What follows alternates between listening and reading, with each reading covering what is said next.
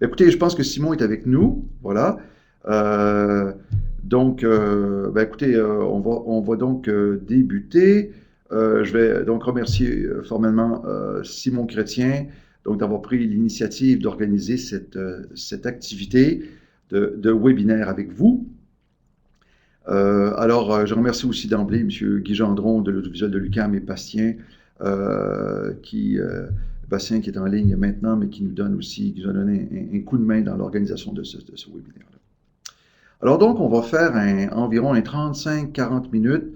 On va regarder une petite introduction donc sur l'introduction, sur la situation des entreprises de la plasturgie au Québec, et on va travailler sur le thème qu'on appelle la mobilité. Donc, mobilité dans le transport. On va regarder différents marchés d'application où il y a du potentiel. On pense entre autres au marché de l'automobile, des véhicules d'utilité publique. On va parler aussi de l'aéronautique. Je comprends aujourd'hui qu'il y a deux participants qui ont un intérêt particulier pour l'aéronautique, donc on va en parler plus en profondeur. On va parler aussi des marchés à l'exportation, quels sont les différents marchés. Voilà. Alors, donc mon nom est Vincent Sabourin, je suis directeur donc d'un observatoire sur les stratégies de commercialisation de l'innovation à l'École des sciences de la gestion de l'UQAM, et nous avons une entente de service avec Export Québec. Donc, comme je le racontais tout à l'heure, l'objectif aujourd'hui, c'est de diffuser donc les résultats d'un projet qui a été financé par Export Québec. Et dans ce cadre de cette collaboration avec Export Québec, mais aussi avec vous et avec Simon Chrétien de la Vallée de la Plasturgie, aujourd'hui, je pense que l'objectif, c'est d'avoir un dialogue sur vos projets et nous sommes ouverts là, pour vous accompagner dans l'identification de créneaux ou encore vous accompagner dans votre démarche à l'exportation. C'est ce que l'on fait dans le cadre de l'entente que nous avons avec Export Québec où nous avons du financement. Donc, je vais essayer de faire, on fait un 35 minutes sur une état de situation et le transport. Et après, nous prendrons des questions. Alors, on prend les questions pour Simon là, via la petite fenêtre que nous avons. Parce que si on veut avoir quelque chose dont l'audio est interactif, ça va dans 30 minutes de préparation technique. Puis on comprend qu'aujourd'hui, on veut mettre le maximum de temps sur le contenu. Voilà. Donc, je vais commencer par vous présenter rapidement un état de situation qui vise un peu à expliquer puis à faire la démonstration des raisons pour lesquelles vous avez avantage à vous engager dans un projet à l'exportation. Alors, si on regarde un peu la situation des entreprises québécoises, on note qu'on a un nombre important d'entreprises qui sont dans la sous-traitance industrielle et le projet vise entre autres à accroître ce qu'on appelle la maturité industrielle. Maturité industrielle, c'est-à-dire de se diriger vers ce qu'on appelle un tiers 2. Un tiers 2, c'est une entreprise qui a des produits et des services et qui vend ses produits et des services, peut-être vendus, exemple, à un donneur d'ordre, mais qui quitte le secteur de la sous-traitance industrielle, proprement dit, où les marges sont souvent à la scène, marges difficiles, et où la situation est moins avantageuse. Alors, dans ce cadre de ce projet-là, il y a un certain nombre de marchés qui ont été identifiés comme des marchés prometteurs. On les voit à l'écran. Il y a le marché de la protection, santé et sécurité, le marché des plastiques médicaux, beaucoup de choses dans les plastiques médicaux, des choses dans la produit de consommation, principalement les emballages plats. Il y a aussi le deuxième marché privilégié par la majorité d'entreprises au Québec, c'est la construction, le bâtiment, où on a là des possibilités. Aujourd'hui, on regarde plus particulièrement celui de la mobilité et des collectivités, mais on aurait aussi les plastiques électriques et électroniques. Alors, si on regarde de façon générale, on voit qu'au Québec et au Canada, là, une majorité des entreprises se retrouvent donc dans l'emballage. Le deuxième secteur privilégié, celui de la construction. Et le troisième, c'est l'automobile et le transport dont on va parler aujourd'hui. Alors, petit état de situation, on voit que 95% des entreprises au Québec ont des projets de recherche et développement. Alors, on va voir aujourd'hui les créneaux porteurs et les marchés d'application. Vous allez voir que rapidement, il y a des investissements à faire pour être en mesure de réussir des ventes et prendre des parts de marché auprès de nos clients, principalement à l'exportation. Alors, si on regarde où vendent les entreprises au Québec, On vend généralement maritime, principalement l'Ontario, l'ouest du Canada, et on vend dans les grands marchés américains, principalement le Nord-Est, le marché région de Chicago, le Midwest, et bon, moins en Californie. On voit qu'on vend aussi dans l'ordre au Mexique, Amérique centrale, Amérique du Sud avec le Brésil et l'Argentine, et qu'on a une déclinaison de d'autres pays. Alors pourquoi on doit s'engager résolument dans un projet d'exportation et dans le développement de produits et de services? C'est que si vous regardez à la figure suivante, vous voyez qu'on a une formidable augmentation de la consommation mondiale de produits plastiques. En termes, ce que ça veut dire, c'est que on a, par exemple, si on regarde la croissance des Européens et on ajoute à ça la croissance nord-américaine qui est à peu près la même, ce qu'on note, le grand phénomène, c'est l'arrivée des Chinois, des Brésiliens, des Mexicains sur le marché canadien qui vont faire directement concurrence aux entreprises québécoises dans le domaine de la sous-traitance pour des produits de plasturgie. Alors, si on regarde excusez-moi. Voilà. Et si on regarde donc les initiatives prises par les multinationales dans la plasturgie, on a l'exemple de BASF qui est une multinationale allemande, on voit que les grands joueurs prennent position dans une majorité de marchés qui offrent des marges bénéficiaires intéressantes, que ce soit, ici on voit l'emballage, ici on voit aussi le transport, la construction et dans une plus faible mesure, le secteur de l'énergie et des ressources. Alors, on voit aussi que, grand phénomène, c'est que les Chinois, qui étaient il y a quelques années uniquement dans le jouet, donc des produits très sensibles au prix, des produits bas de gamme, les Chinois s'investissent de plus en plus dans des plastiques qui ont une plus forte valeur ajoutée. On pense notamment aux plastiques électroniques, aux plastiques médicaux, entre autres, on a un cours à l'UQAM, j'étais à Siujo avec mes étudiants de MBA cadre, et on était dans les gens qui étaient dans les produits de verre et des produits de plastique, des gens qui étaient dans la technologie médicale. Donc, les Chinois s'investissent de plus en plus dans des produits qui ont plus de valeur ajoutée. Alors, ce qu'on voit aussi, c'est que pour réussir dans nos projets d'expansion et nos projets d'exportation, on doit travailler en équipe. Alors, les travailler en équipe, les Allemands dans la plasturgie sont les champions du travail en équipe. On regarde, exemple, ici dans le secteur automobile, on voit qu'on a une intégration complète de la chaîne d'activité, des matières premières à la conversion, la formulation, le prototypage. Alors, si on veut réussir à l'exportation, il faut trouver des façons de travailler ensemble, autrement dit, dans la chaîne de production. L'autre chose qu'on regarde, c'est qu'on a évidemment de plus en plus des Brésiliens, des Mexicains et des Chinois qui rentrent sur le marché canadien et qui vont s'installer de façon plus importante, mais on a aussi des opportunités intéressantes. Alors, on regarde en bas la consommation par capita. On voit que les États-Unis sont le champion mondial dans la consommation de plastique. On a le Canada, mais on voit tout à gauche en bas des marchés, que ce soit celui de la Chine, du Mexique, du Brésil, l'Afrique du Sud, de l'Inde, par exemple, qui offrent des possibilités très intéressantes et donc qui ont de très fortes augmentations de leur consommation de plastique, mais n'ont pas encore de fournisseurs qui sont établis. Alors, si on regarde, et c'est un peu une diapositive de notre situation, au Québec et au Canada, on a un plus petit marché que les autres marchés des pays industrialisés. Et généralement, la petite conversion que l'on a, c'est qu'on est traditionnellement au Québec beaucoup dans la plasturgie, ce qu'on appelle des généralistes. C'est-à-dire qu'on fait des gammes de produits pour différents clients dans différentes localités.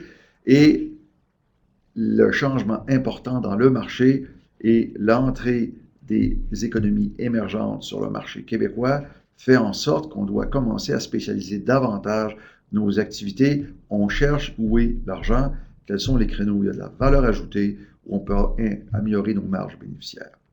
De façon générale, une chose très importante, l'avenir de la plasturgie repose beaucoup sur les produits renforcés à fibre de carbone.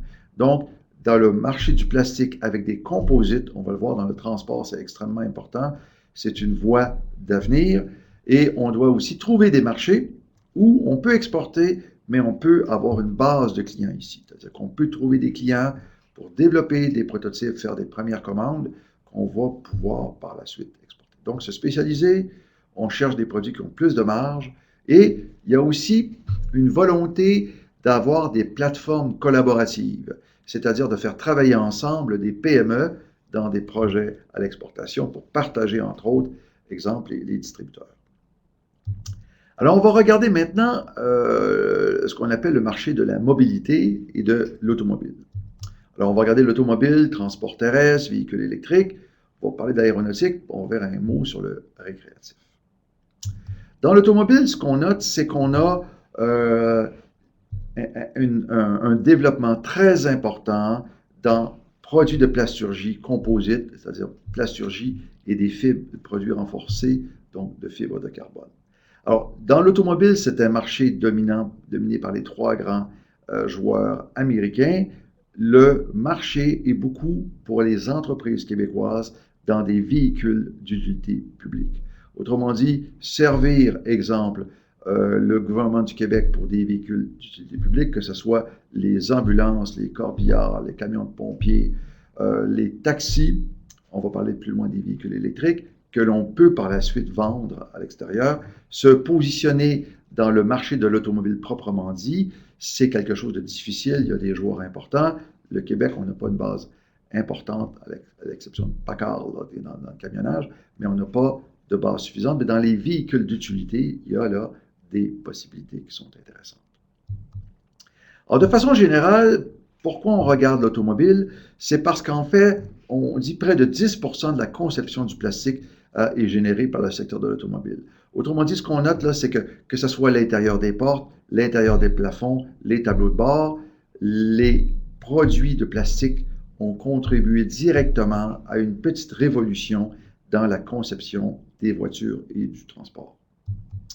Alors, ce qu'on note là, c'est que le marché est à peu près 18,9 milliards en 2016, donc un marché très important, que ce soit pour les produits d'intérieur, tout ce qui est sous le capot, le bloc moteur, les composantes électriques. Les produits de plastique occupent une place de plus en plus importante dans la fabrication de l'automobile et des véhicules de transport terrestre. Alors, on en a donc pare-choc, bardages latéraux, qu'est-ce qu'on a? On a aussi les batteries, le boîtier électronique, le conduit d'air, hein, on a énormément de produits qui se sont développés. Une chose qui est intéressante, c'est que le plastique, en fait, l'histoire de pourquoi on a autant de produits de plastique maintenant dans un véhicule et une automobile, c'est essentiellement la réglementation européenne. La réglementation européenne est le déclencheur des améliorations technologiques. Pourquoi? Parce que les fabricants européens de voitures doivent remettre le poids d'une automobile à ce qu'il était après la Deuxième Guerre mondiale. Ça veut dire qu'on doit enlever 800 à 1000 livres dans certains cas, ce qui est considérable dans le poids d'une voiture. Donc, tous les équipements qu'on a ajoutés sont à préserver, mais on cherche des produits de plastique pour diminuer le poids de la voiture. Alors, on comprend que paradoxalement, en voulant faire ça, on va avoir toutes sortes d'intérêts, de bénéfices clients qui vont apparaître. Un d'entre eux, c'est bien sûr d'améliorer la combustion, hein, la consommation d'essence, mais un autre exemple, on va être capable, via les produits de plastique, d'améliorer la sécurité des passagers et on va avoir, par exemple, meilleure absorption de choc avec des nouveaux pare-chocs, diminuer le risque d'explosion des ceintures, des sacs de sécurité, on va améliorer les ceintures de sécurité. Donc, via les nouveaux produits de plastique qu'on a dans une automobile, notamment les produits de plastique et de carbone, on est capable d'ajouter et d'améliorer ce qu'on appelle les fonctionnalités d'une voiture. Alors, le produit phare dans l'automobile, c'est la Smart qui a été développée par Mercedes. Alors, la Smart, c'est depuis 2010 le modèle que suit l'industrie où on a des thermoplastiques haut de gamme et on a une consommation d'essence qui est très abordable et plus intéressante que dans les autres modèles précédents. Alors, chose importante, dans le domaine du transport, le cycle de vie du produit est très important. Alors, aujourd'hui, dans les produits de plastique, pour avoir une offre client qui répond aux besoins du client. Il faut que la réutilisation, la récupération du produit soit intégrée à la conception même de la pièce. Autrement dit, dans l'automobile, on voit avec l'exemple avec BMW, qui est le leader mondial dans le cycle de vie des produits de plasturgie dans l'automobile, il faut que les pièces, au départ, soient conçues pour être récupérées et réutilisées. On le voit que les avancées dans les produits de fibres de carbone permettent cette chose-là. C'est une chose très importante, de plus en plus importante pour les clients, et on comprend que la réglementation va rendre cette chose-là de plus en plus incontournable. Alors, un autre secteur où il y a beaucoup de possibilités, ce sont les mousses de polymère. Les mousses de polymère, on a 6 ou 7 marchés porteurs. C'est un marché de 131 milliards de dollars. Alors, on en a dans les véhicules, le soutien, la durabilité, le confort. Les mousses représentent plusieurs marchés qui sont intéressants.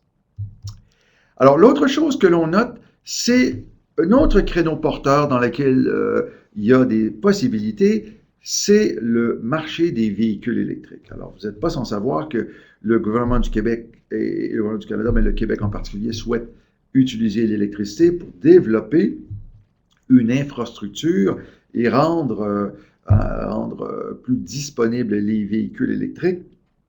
On comprend que les véhicules électriques vont connaître une croissance d'environ 797 %, donc 800 % d'augmentation sur la période 2012-2020. Alors, on voit ici sur la figure à droite qu'on va avoir, de façon prévisible, une très forte augmentation du nombre de véhicules électriques. Alors, véhicules électriques égale plus forte proportion de produits de plastique pour normalement diminuer la consommation d'essence. Alors, on est le 4e producteur d'hydroélectricité, donc on a là, dans l'électrification des transports et tout ce qui est greffé à ça, notamment les véhicules d'utilité publique, on a là des possibilités qui sont importantes, qui sont intéressantes. On est donc beaucoup avec Hydro-Québec dans les infrastructures de recharge, des possibilités. Alors, on voit ici là, la forte augmentation des véhicules électriques que l'on retrouve au Québec. Alors, l'autre marché porteur que l'on a, c'est celui de l'aéronautique. Alors, je vous dirais que dans la plasturgie, notamment avec les produits renforcés de fibres de carbone et donc les composites, on voit que le secteur de l'aéronautique est le secteur qui est le plus en demande pour des nouveaux produits de plastique, que ce soit ici les boîtes d'affichage, les panneaux muraux, les contours des fenêtres, les tableaux plateaux, les cloisons, que ce soit dans l'aéronautique, marché civil ou encore marché militaire. L'aéronautique est probablement le secteur qui a des exigences les plus élevées qui permettent, en fin de fond, souvent de financer un premier produit payé en partie par le client, ou si on est dans le militaire, d'avoir souvent le financement d'une recherche et développement qui est complètement payé par on parle de la défense américaine, complètement payé par un client. Donc, on a dans le secteur aéronautique, je ne sais pas si vous êtes familier avec le CRIAC. Le CRIAC, c'est le consortium de recherche dans le domaine de l'aéronautique. On a des projets porteurs, mais on a beaucoup de produits qui viennent à l'exportation suite au développement d'applications et de nouvelles technologies. Alors, ce qu'on voit, c'est que dans l'aéronautique, on a une très grande amélioration. On estime que les composites vont améliorer l'efficacité de moteurs de 20 %. Donc, on regarde l'exemple, le Boeing 787, qui est un peu en Amérique du Nord la norme. On a multiplié les matériaux légers. On a réussi avec les composites à diminuer, avoir une plus faible émission. On a réduit le bruit, réduit le nombre de composants de 26 %, réduit les coûts d'entretien. Tout ça à partir des nouvelles technologies reliées plastique principalement aux composites. Alors, on voit que si on regarde Airbus, on a une forte augmentation. Les produits de composites et les produits de plastique se retrouvent maintenant dans les différentes composantes, que ce soit la queue de l'avion, le museau de l'avion. On voit qu'à peu près partout, on a maintenant des produits de composites qui sont en demande et qui ont été développés. Alors, un autre créneau porteur, c'est celui du récréatif. Alors, on sait, par exemple, dans la bourse, là, vous êtes plus familier que moi avec ça, on voit que dans la bicyclette, on a eu plusieurs succès. D'ailleurs, la bicyclette est un des secteurs qui a été un des premiers secteurs à emboîter vraiment le développement des produits plastiques renforcés de fibres de carbone. Mais on voit que canot-kayak, on voit que ce soit les pagaies et les canots, on a là toujours une croissance et une demande pour des produits renforcés de fibres de carbone.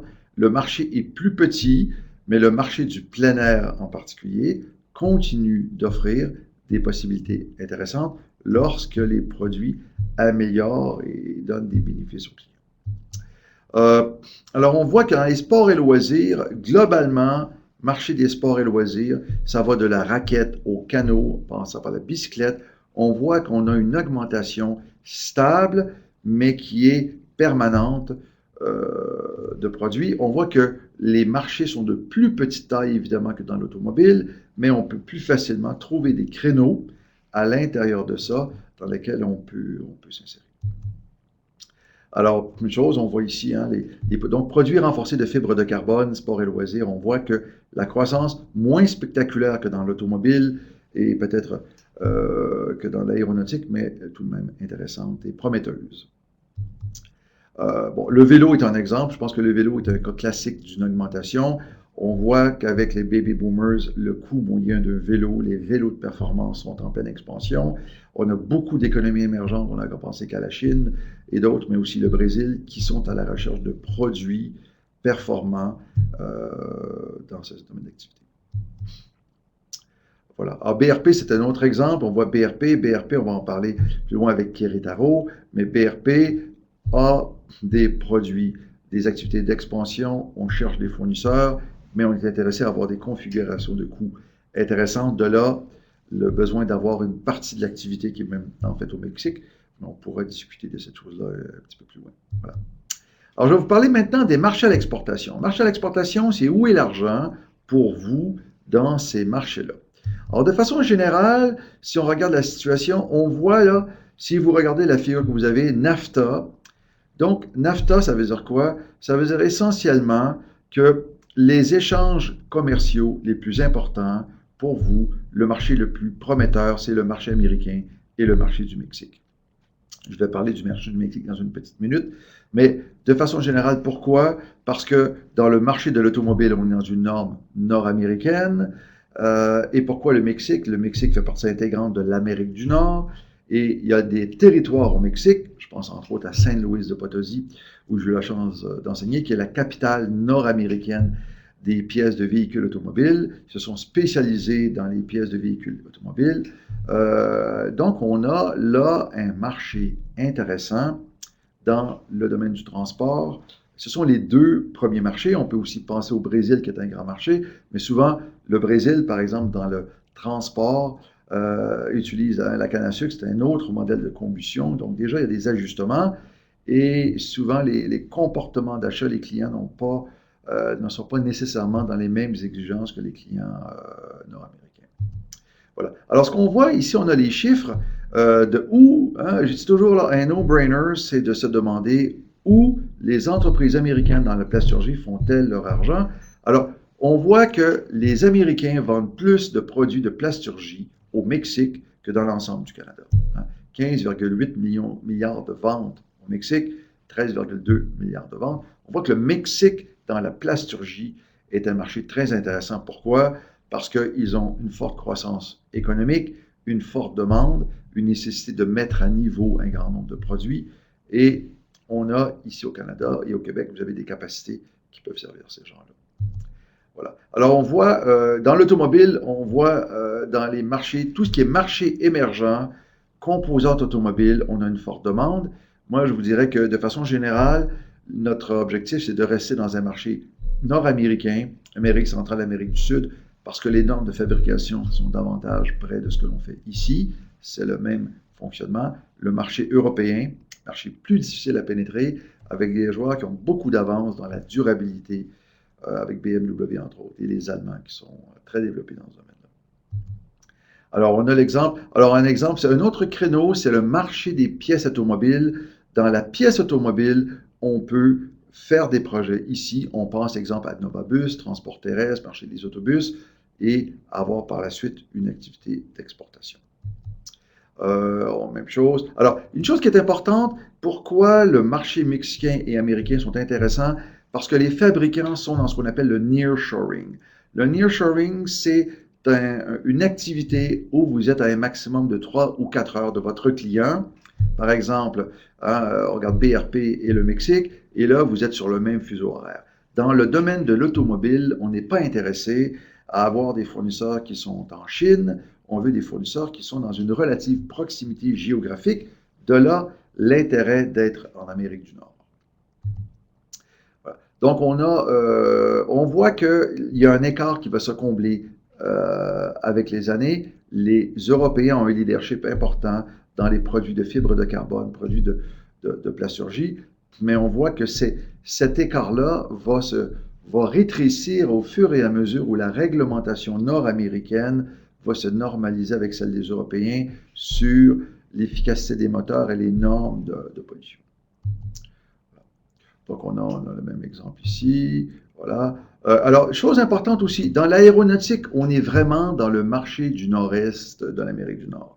Donc, le marché de l'automobile, on a une zone géographique un peu plus longue, mais vraiment dans le domaine de l'aéronautique, on sert au Québec le nord-est des États-Unis. C'est ça notre marché. Les exigences techniques de proximité pour l'aéronautique sont nettement plus grandes que en fait, plus réduite, pardon, que dans le domaine de l'automobile. Voilà. Alors, l'autre chose, c'est qu'on a un marché récréatif. Marché récréatif, on voit qu'on est beaucoup dans les normes nord-américaines pour des créneaux. Je pense à l'exemple des bicyclettes, des produits récréatifs. On est d'abord dans un marché américain, mais aussi dans un marché mexicain où les Mexicains rejoignent de plus en plus les normes de consommation du marché américain. Voilà, on voit ici la forte augmentation. On voit qu'on a une très forte demande sur le marché chinois, marché asiatique, mais comme les Chinois font présentement une conversion des produits de base vers des produits à plus forte valeur ajoutée, je pense que le premier conseil, à moins d'avoir une activité vraiment très forte valeur ajoutée, plastiques médicaux, plastiques électroniques, de se concentrer principalement sur le marché Amérique du Nord, Amérique du Sud. Voilà. Donc, ça nous donne un petit aperçu de ça. Donc, trouver des créneaux sur le marché américain, c'est la première chose à faire, mais aussi sur le marché mexicain. Le marché mexicain, c'est ce qu'on appelle la route des mines.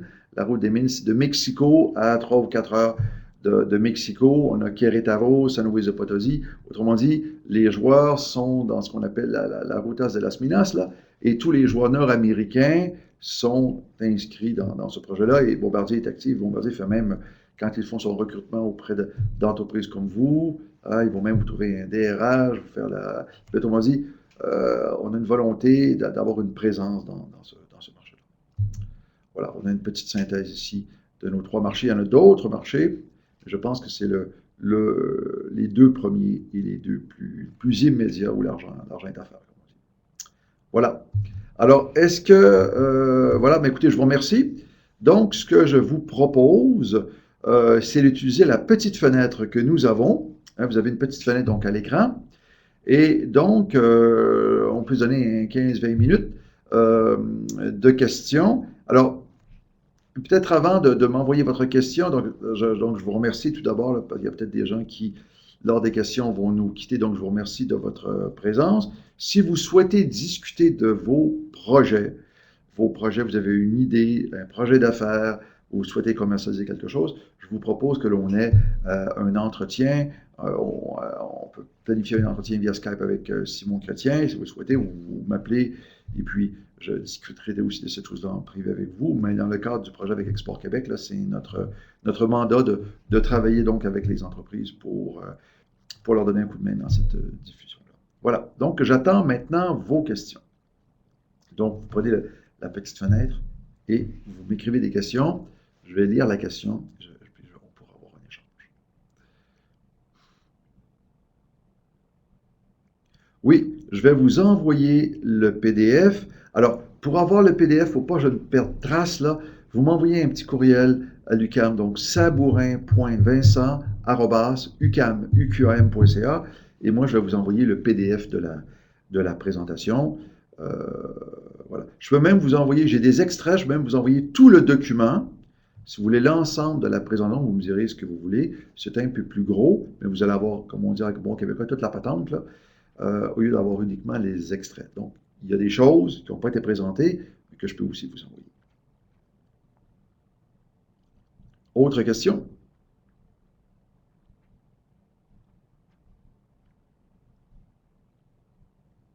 Simon, est-ce que tu aurais des questions?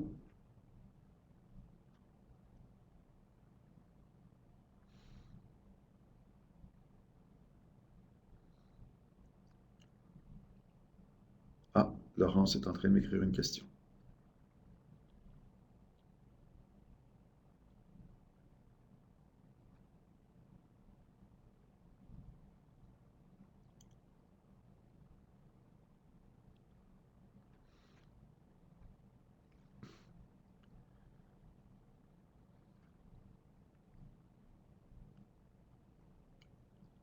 OK.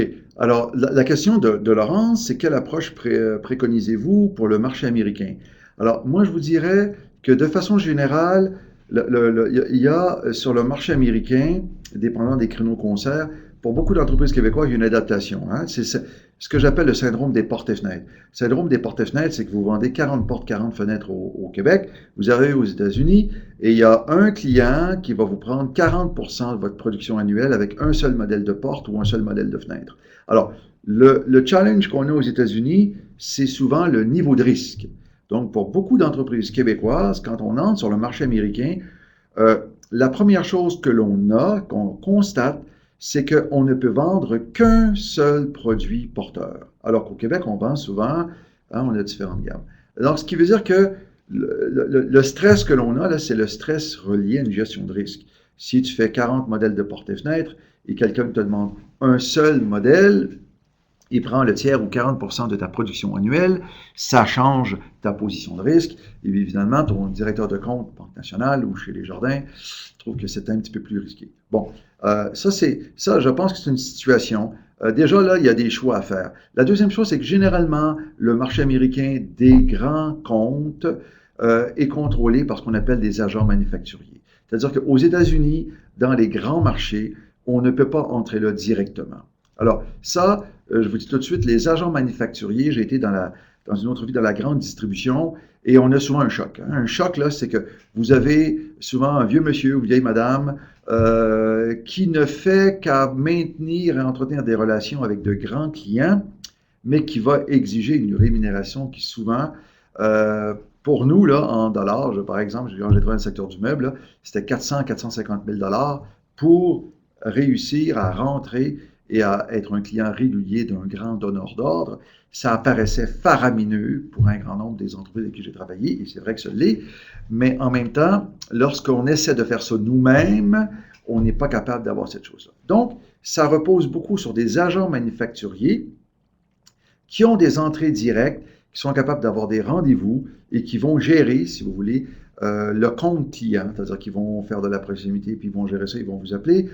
Ces gens-là, comme je disais, exigent une rémunération à la hauteur de leur capacité, on dit comme ça, mais souvent sont incontournables. Bon, la deuxième étape, c'est qu'on va avoir souvent besoin d'un entrepôt quelque part pour mettre du stock, stocker ça, parce que le juste à temps aux États-Unis a des exigences souvent beaucoup plus élevées qu'au Canada. Au Canada, on est moins là-dedans, mais les Américains sont très tyranniques sur le juste à temps, donc veulent avoir des livraisons qui sont en temps réel ou presque. Donc, ça nous prend un tampon, un buffer, donc ça nous prend une installation. Et là, l'autre étape, je dirais, c'est de commencer à produire. Bon, de commencer à produire ou de faire une partie de l'activité à proximité de certains clients. Ça, c'est le marché américain. Le marché mexicain, lui, il est différent. Le problème qu'on a, c'est depuis la dévaluation du pesos mexicain, ils ont été dévalués de 400%. Ils sont réveillés un matin, puis leur argent valait 400% moins que la veille. C'est une politique agressive du gouvernement pour favoriser notamment le développement économique, mais ça met beaucoup de pression pour avoir, exemple, ils sont beaucoup à Querétaro, dans les plastiques, une implantation locale. Bon. Alors, si vous ne connaissez pas le Mexique, là, je vais vous dire, les Mexicains, contrairement à ce qu'on pense, sont très travaillants. Les Mexicains nous, au Canada, on pense toujours que c'est Acapulco, là. Les Mexicains sont très travaillants, sont très fiables, ils ont des structures qui marchent très bien, et ils ont une longue tradition de, de travailler avec, en particulier, des Américains, puis aussi des Canadiens. Donc, ça serait notre troisième étape.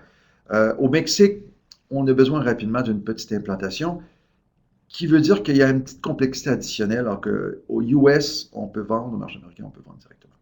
Voilà.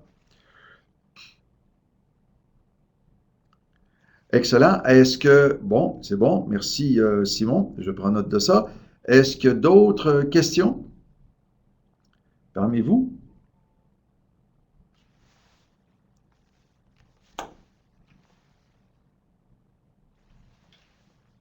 Alors voilà, est-ce que Odette aurait des questions?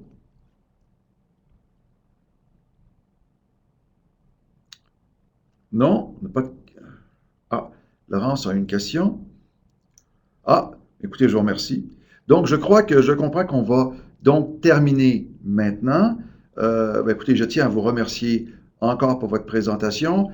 Vous voulez avoir le document, vous m'envoyez un petit courriel sabourin.vincent@ucam.ca, je vous enverrai donc le document. Et si vous souhaitez qu'on puisse avoir une conversation, un échange, on peut se parler via téléphone ou via Skype pour discuter de vos projets. Nous, avec Export Québec, on a donc une entente de collaboration. Il y a du financement disponible à Export Québec via cette entente-là et ça nous fera plaisir donc de travailler avec vous. Voilà. Donc, au plaisir de vous reparler. Merci.